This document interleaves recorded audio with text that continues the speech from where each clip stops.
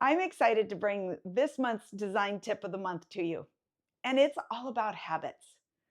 You know, so oftentimes at the beginning of the year, we talk a lot about habits. We're New Year's resolutions and those types of things where we're trying to instill some things at the beginning of the year that are going to serve us in our goals throughout the year. But what we don't do is take into account the habits that we currently have that may not be serving us. And you absolutely can design your habits. And you can design them to be able to remove the ones that aren't serving you anymore, or to create the ones that you actually want to start doing and get into the habit of doing. So let's talk about that just a little bit. First of all, let's talk about how to maybe make it easier to remove a habit that isn't serving us as much. Maybe it's watching TV right away when we get home from work, or maybe it is turning on the news, or a variety of different things. Maybe it's simply that we scroll on our phone and get lost in social media and forget about the time, and next thing we know, we're rushing to get some food, and get to bed because we have something to do the next morning that is going to be important for us.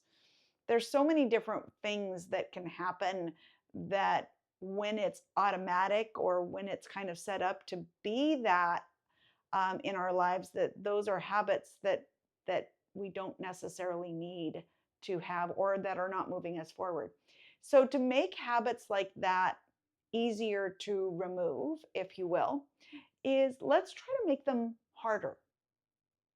I know it seems simple, but it really does help make it easier to not be a habit. So, say you hit the snooze on your alarm every single morning when you get up, and it's just really hard to not do that.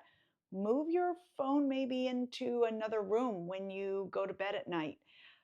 Make it, if you have two shelves, put it on the bottom. Maybe if you have a drawer next to your bed, put it inside the drawer where you actually have to get up or do something specific to be able to turn the snooze off, and it's just not that easy. I know for me, my phone is really close to me, and putting it in a different room definitely does that, because you have to physically get up. And when you physically get up, you might as well go ahead and get your day started, whether that's a shower. The bathroom sometimes is a great place to put your phone, if you're trying to stop those types of habits from happening, because now you have to get up and you have to go to the bathroom. Usually you have to go to the bathroom first thing in the morning anyway, or you got to get ready and take a shower. And so you're already there. You might as well get started. Now, let's talk about something that I call habit stacking. And it's not just me, it is definitely out there as a way. And if you haven't read the book Atomic Habits, it's a great one to do it. It talks about how to create habits that are going to be able to carry you forward. And ultimately, it takes a while for habits to form, to become so automatic that you don't have to think about them anymore. And that's what makes them a habit, right?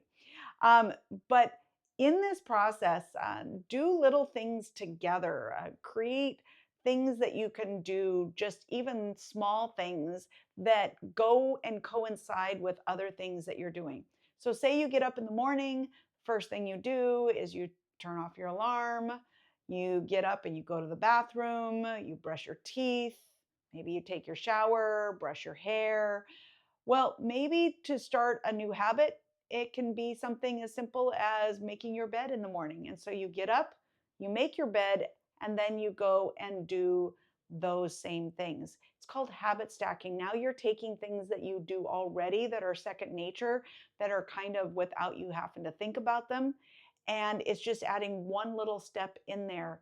And it's easier to do that than to create a great big habit that's totally different than anything that you have done before.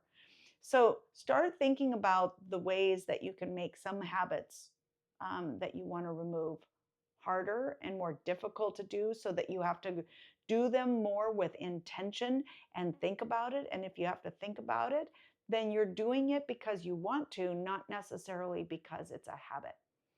And if you can habit stack, that is a way to be able to design your habits into your routine that you currently have already, or the things that you do already to make them easier. Those are the little things that you can do. But if you want to do a bigger habit, if you will, and you want to initiate and get that rolling, it sometimes takes up to 20 to 30 days of you consistently doing an action for it to become now a habit where, no matter what, whether you want to do it or not want to do it, it's just kind of ingrained into your daily routine.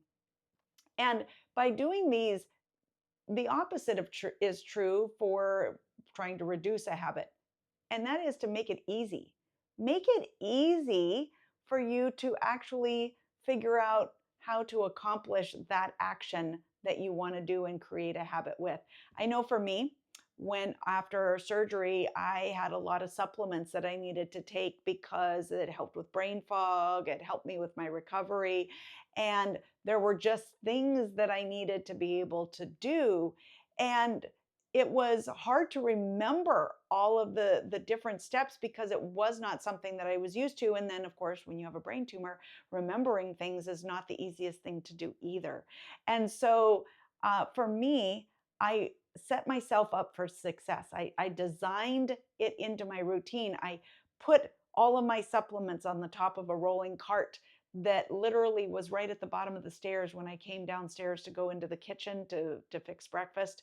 It was right under the light switch. So I literally had to see them and be able to say, oh, yes, vitamins, supplements, got it. And before I even turned on the light switch in the morning, I was needing to go through and take those. As I have them in my hand, I now go into the kitchen, get my glass of water, and take them, which starting your day with a good glass of water is a great way to start because it hydrates your body and gets you ready for your day. So it's little things, and I started this type of habit stacking, but I set myself up for success and designed in the steps so that they were easy and easier to remember and to initiate. And because of doing that, it became a habit that now I don't even hardly think about. I literally have it all done before I start eating in the morning. And a lot of my supplements, that's the advantageous part of taking them, is taking them before you have food. So this is how you can do it.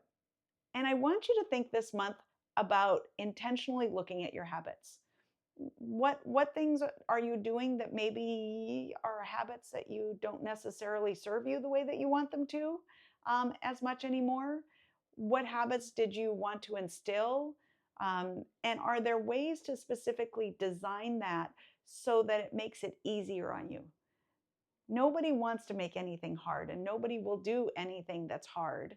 So let's make it easy to create new habits that are going to help you accomplish and design the life that you want. I want to let you know that I would love to hear from you in this regard. You can reach out to me on Facebook at Life Design Duo on the Facebook page. You can also reach me on Instagram, which is Design Life by Lora. I would love to hear if you have things that worked for you, or what might have worked or what might not have worked, and we can brainstorm some of those things together.